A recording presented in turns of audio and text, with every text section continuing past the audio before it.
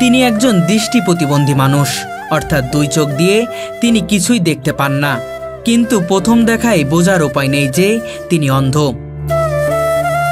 তার কাজের গতি, আত্মবিশ্বাস, কথাবার্তা ও ব্যবহারে মনে হয় তিনি যেন সম্পূর্ণ সুস্থ মানুষ, বরং সাধারণ মানুষের চেয়েও তিনি পারদর্শী। ছোটবেলা পান্তি ফেলে যে আমার চোখের দৃষ্টিশক্তি আড়াই গেছে, সে সময় 2-2.5 বছর বয়স। চোখে না দেখলেও হৃদয়ের চোখ দিয়ে যেন তিনি দেখতে পান সবকিছু। অন্ধত্ব যেন তাকে একটুও দমিয়ে রাখতে পারেনি। তিনি অনায়াসে বিশাল বিশাল নারিকেল গাছে উঠে ডাব পাড়তে পারেন, তাও আবার হাতে করে। আবার সেই ডাব নিজেই কাটেনও।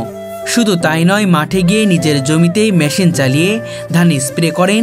আমরা দেখে যে কাজগুলো না করতে পারি, উনি না দেখে তার থেকে আমাদের থেকে অভিজ্ঞতা বেশি। টিউবওয়েল নিজে একা খুলবে, আবার উনি খুলে ওইগুলো নিজেই অনেক সুন্দর করে ঠিক করে দিতে পারে। এই তাল গাছ জোড়ায় তো মনে করেন ভালো চোখ যাদের আছে তারাও এগুলো পারে না। আমাদের বাড়ির সামনে বড় একটা গাছ আছে, ওই গাছটা ওনারা দিয়েই কাটাইছে।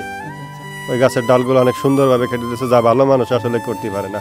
ওই গাছের নিচে আছে কারেন্টের তার আছে, তার ভিতর দিয়ে উনি গাছটা কেটে দিয়েছে অনেক সুন্দরভাবে। আমাদের দুই চোখ অন্ধ হয়েও তিনি এমন দক্ষতার সাথে কাজ করেন যে সুস্থ মানুষও অবাক হয়ে যান। তার মূল পেশা হলো মানুষের বাড়িতে বাড়িতে গিয়ে টিউবওয়েল ঠিক করে দেওয়া।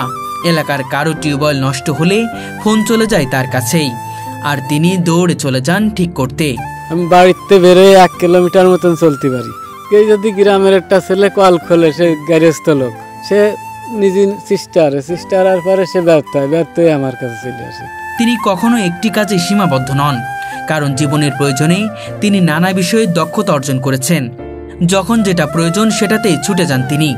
মানুষের বাড়িতে গিয়ে গাছের ডাব পেড়ে দেওয়া, নারিকেল গাছ ঝোড়ানো, স্যালো মেশিন ঠিক করা, গাছ কাটা, এসবই তার কাজের পরিধির মধ্যে। কিন্তু যেই বিষয়টি সবাইকে অবাক করে তা হলো একজন অন্ধ মানুষ হয়ে কিভাবে তিনি এত অসম্ভব কাজকে সম্ভব করেছেন। এখনো কাজ করি, কৃষিতে কাজ করি। যেমন মনে করেন যে ওই গাছ জোড়াই, গাছের বিভিন্ন রকমের কাজ, টিউবওয়েল নষ্ট হয়ে গেলে তা নিরামত করা, ঝুড়ি বানানো, তারপরে মাছ মুরগির খোপ বানানো, এগুলো করি। অনেকেই বিশ্বাসই করতে পারেন না, কিন্তু হ্যাঁ, মানুষ চাইলে সবই সম্ভব। আর সেই প্রমাণের নামই আবুল বাশার। আমরা অনেকবার ইয়ারকি ফাজলিমি করেও অনেক সময় সামনে দিয়ে দাঁড়াই, তো দেখি যে আস্তে আস্তে আমাদের গার সাথেই লাগে যায়। তিনি একজন সৎ, ধার্মিক ও উদার মনের মানুষ। জীবিকার জন্য বহু কিছু আয়ত্ত করে নিয়েছেন। একজন অন্ধ মানুষ হয়েও তিনি কখনো কারোর কাছে হাত পাতেননি, বরং কঠোর পরিশ্রমের মাধ্যমে নিজের জীবন জীবিকা নির্বাহ করেছেন।